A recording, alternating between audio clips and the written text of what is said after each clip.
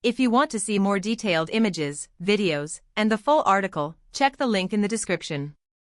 Following a weekend of intense US-led airstrikes targeting Iranian nuclear facilities, conflicting reports are emerging regarding the extent of the damage inflicted. While former President Donald Trump asserted monumental damage and even obliteration of the sites, a more nuanced picture is painted by other sources.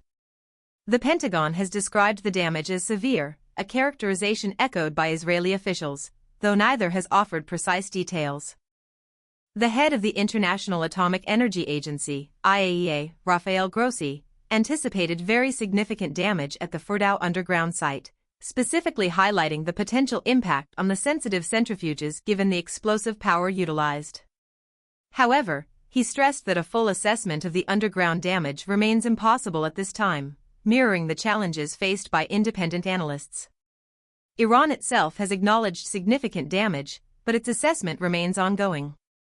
The complexity in assessing the damage stems from limited access to the sites. The US, Israel, and the IAEA primarily rely on surface satellite imagery and reports from Iran's nuclear agency, making a comprehensive evaluation difficult. Satellite imagery from the days preceding the attack showed unusual truck traffic near Fordow, suggesting a preemptive removal of materials, potentially including uranium stockpiles, by Iranian authorities. This preemptive action adds another layer of complexity to the interpretation of the post-strike damage assessments. Israeli jets also reportedly targeted access routes to Fordow on Monday, further complicating matters. Briefings from unnamed US and Israeli officials to their respective media outlets indicated heavy damage at Fordow, but stopped short of claiming complete destruction. A senior US official even suggested that even a barrage of 12 bunker-busting bombs wouldn't fully eliminate the facility, reinforcing the notion of the site's resilience. The official described the site as having been effectively taken off the table, implying a significant disruption of operations rather than complete annihilation. The differing accounts highlight the challenge of verifying the impact of these strikes.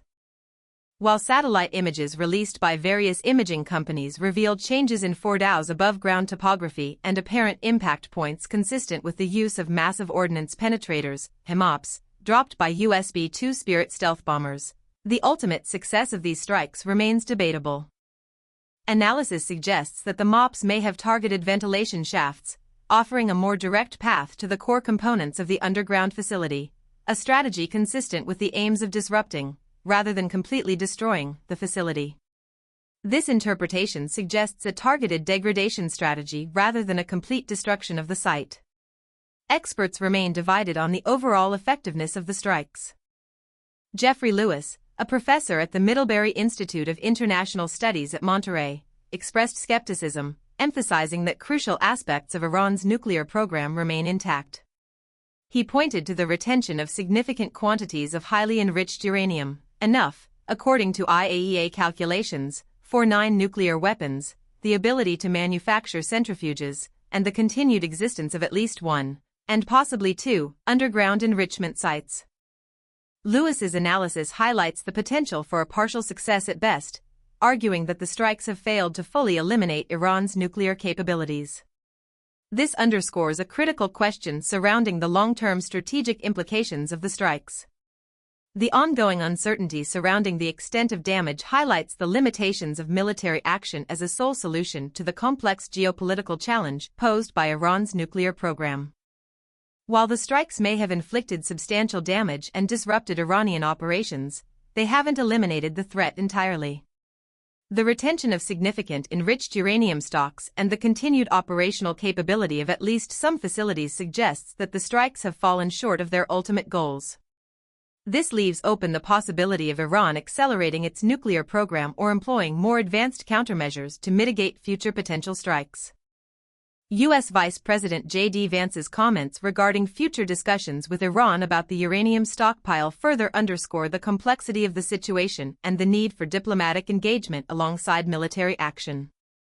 The uncertainty surrounding the location and quantity of Iranian uranium underscores the ongoing need for further investigation and the importance of international cooperation to prevent the proliferation of nuclear weapons. This situation highlights the urgent need for a multifaceted approach combining military deterrence with diplomatic negotiations to address the ongoing tensions and prevent further escalation. The lack of complete destruction opens possibilities for Iran to rebuild, requiring sustained international pressure and engagement to fully address the long-term challenges presented by the Iranian nuclear program. The conflicting reports emphasize the need for continued vigilance and a deeper understanding of the technological and geopolitical implications of this escalating situation. This will require thorough analysis of the intelligence gained from the strikes, and a concerted effort from international agencies to ensure accountability and transparency moving forward. The potential strategic implications of these strikes, particularly the failure to fully incapacitate Iran's nuclear ambitions, require careful consideration for future policy decisions.